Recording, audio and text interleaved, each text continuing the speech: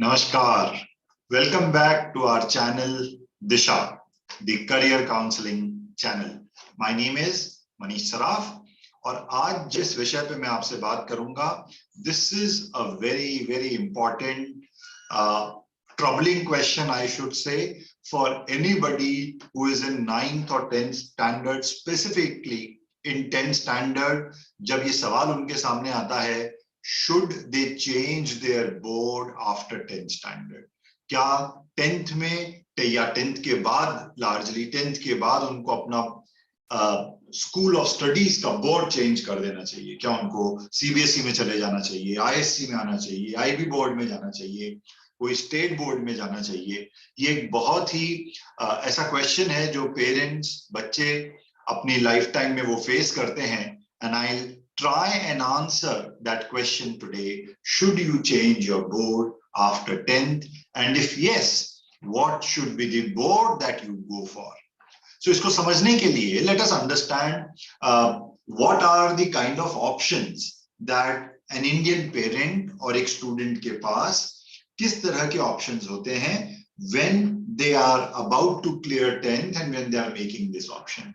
So in India, largely आपके पास 4 choices हैं. You have 4 choices. The first is you can opt for CBSE board. आप CBSE, the central board, आप उसके लिए opt कर सकते हैं. अगर आप उसी में हैं तो उसमें continue करें या 10th के बाद switch करें. एक option आपके पास CBSE का है, which is the central board and a very popular board and possibly the largest education board in India. The second option you have is ICSE. अब ICSE 11th-12th में जाके ISC हो जाता है. वो ICSE 10th तक रहता है, उसके बाद it becomes ISC. तो एक ऑप्शन आपके पास ISC का है. The third option you have is an international board, International Baccalaureate, IB board जिसको बोलते हैं. So बच्चों के पास ये ऑप्शन होता है कि क्या वो 10th के बाद एक IB board में चले जाएं, IB board डिप्लोमा प्रोग्राम में चले जाएं, and their 2 years 11th-12th equivalent जिसको हम बोलेंगे, क्या वो IB board से करें. And the fourth option, the fourth popular option I should say, is a state board. Maharashtra state board, Madhya Pradesh state board, Rajasthan state board, Bihar and West Bengal or Andhra state board. So you could be switching to or continuing into your given state board. So this is the fourth option. अब इनमें से आपको कौन सा board लेना चाहिए, आपके लिए क्या suitable है, and what is am I advising? See, this is a big question and I think it is based on 2 large factors. ये 2 बड़े factors पे निर्भर करता है, depend करता है. And depending upon how these 2 factors affect an individual student, decision should be taken. तो इसका कोई एक जवाब नहीं है. ये जो 2 मैं factors आपको बता रहा हूँ, अपने individual level पे इन factors को evaluate कीजिए और ये पता कीजिए कि आपके लिए कौन सा बोर्ड बेटर है. तो पहला फैक्टर है, what is your larger goal. आप 12th के बाद क्या करना चाहते हैं, कौन से एग्जाम्स देना चाहते हैं, कौन से कोर्स करना चाहते हैं, कौन से करियर्स को परस्यू करना चाहते हैं और उस करियर के लिए कौन से एग्जाम्स देने पड़ेंगे. So I will call it as larger goal. क्या है आपका, वो लार्जर गोल के बेसिस पे आप डिसाइड कर सकते हैं. ये एक इनपुट आ सकता है कि आपको कौन से बोर्ड में जाना चाहिए. So let me give you some example. मेरा बोलने का क्या मतलब है. Let's say you have decided कि आपको इंजीनियरिंग करना है. आपको इंडिया का सबसे coveted exam where there are so many aspirants, 10-11 lakh बच्चे वो एग्जाम देते हैं. आपको IIT JEE का एग्जाम देना है, मेंस देना है, एडवांस देना है और आपको IIT करना है. अगर आपको IIT करना है या आपको मेडिकल करना है और आपको नीट का एग्जाम देना पड़ेगा और तब जाके आप मेडिकल या मेड स्कूल जिसको हम बोलते हैं मेडिसिन का कोर्स कर सकते हैं 12th के बाद. तो अगर आपको इस तरह के कोई एग्जाम देने, आपको CA-CPT करना है जिसको फाउंडेशन बोलते हैं, आपको CA में आगे जाना है और फाउंडेशन का एग्जाम आपको क्लियर करना पड़ेगा उसके लिए स्टेज 1 पे. तो in such a case I will recommend, if possible, stick to CBSE board. Now why am I saying that? देखिए, ये जो एग्जाम है, चाहे वो IIT के लिए, इंजीनियरिंग कॉलेजेस के लिए हो या वो मेडिकल स्कूल्स के लिए हो या for that matter even CA courses के लिए उसके फाउंडेशन का एग्जाम हो. If you look into the syllabus of these entrance exams, competitive entrance exam, they are mapped with CBSE syllabus. कई बोर्ड्स ऐसे हैं जो बिल्कुल अब सीबीएसई को शैडो करते हैं, मगर इनका रेफरेंस पॉइंट सीबीएसई का सिलेबस, सीबीएसई की एनसीईआरटी बुक्स होती हैं. तो अगर ऐसा है और ये एग्जाम्स या इस तरह का आप कोई करियर चूज कर रहे हैं जिसके एंट्रेंस एग्जाम में टेक्निकल डोमेन बेस्ड सब्जेक्ट्स आएंगे, तो लार्जली आप देखेंगे सीबीएसई बोर्ड ज्यादा सूटेबल होगा. अभी सेकंड फैक्टर का वेट कीजिएगा मेरे, ये फर्स्ट फैक्टर में मैं आपको बता रहा हूं लार्जर गोल क्या है. बट लेट्स से आपने कुछ ऐसे करियर्स को चूज किया है जिसमें कोई domain specific, subject specific knowledge नहीं टेस्ट किया जाता, जिसमें कोई physics, chemistry, bio, accountancy, economics जैसे सब्जेक्ट्स का कोई नॉलेज टेस्ट नहीं किया जाता.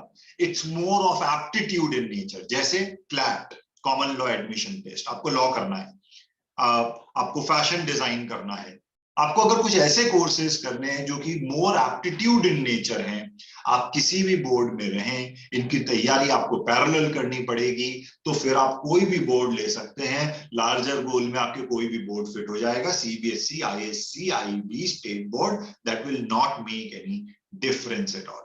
तो सेकंड फैक्टर में वो डिफरेंशिएशन और क्लियर होगा. मगर अभी अगर आपको कोई भी एप्टीट्यूड बेस्ड एंट्रेंस एग्जाम लेना है, कोई बोर्ड से फर्क नहीं पड़ता. Let's say you want to go abroad and study. 12th के बाद आप अंडरग्रेड के लिए यूएस, यूके, कनाडा कहीं बाहर जाके पढ़ना चाहते हैं, and you will be going to a foreign university for your studies. Then there are two things I would say. If possible, go for International Baccalaureate Board, go for IB board. मगर ये बोलने के साथ साथ let me tell you, it doesn't mean कि अगर आप किसी और बोर्ड में हैं तो आप कोई बहुत बड़े डिसएडवांटेज पे हैं. रादर दूसरे बोर्ड्स वाले बच्चों का भी उतना ही एडमिशन होता है फॉरेन यूनिवर्सिटीज में जितना एक आईबी बोर्ड वाले बच्चे का होता है. It is just that if you have a good IB school nearby and if your plan A is going abroad, you are decided बाहर जाके पढ़ना है, go for IB board. You will be used to that method of teaching, वो pedagogy, वो assignments करने का तरीका, वो आंसर करने का तरीका, सब्जेक्ट चूज करने के तरीके which are followed by these foreign universities. So IB will be a slight advantage. कोई बहुत बड़ा एडवांटेज नहीं है. अगर कर सकते हैं तो IB बोर्ड लें, नहीं तो any other board is equally good for studying abroad. तो लार्जर गोल क्या है? वो एक इनपुट होगा बोर्ड को डिसाइड करने का. The second input and very important parameter, जब आपने ये देख लिया, the second thing you should look for is, larger goal जब डिसाइड हो गया, the second thing you should look into is what is the school infrastructure quality around your neighbourhood. जिस vicinity में आप रहते हैं, जिस शहर में आप रहते हैं, उसके आसपास वहां पर स्कूल इंफ्रास्ट्रक्चर कैसा है.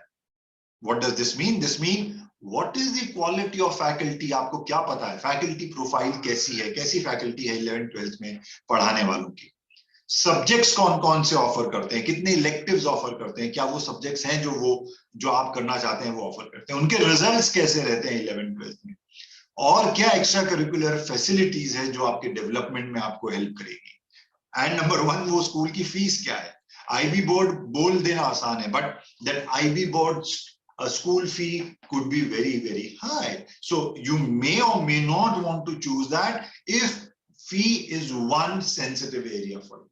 So it is very important to look into that. कितनी दूरी पे है वो स्कूल घर से? How much time will the child spend commuting from home to school? And I think this is one very important factor which we cannot ignore. Well-being of the child is very, very important. So looking into what is the school infrastructure like, looking into what is your larger goal like, इन दोनों चीजों को देखते हुए आप आपके 10th board का decision ले सकते हैं.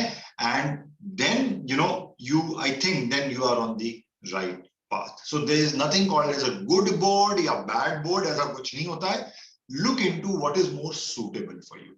I hope I have made some sense here, and these inputs will help you decide on the right board for you.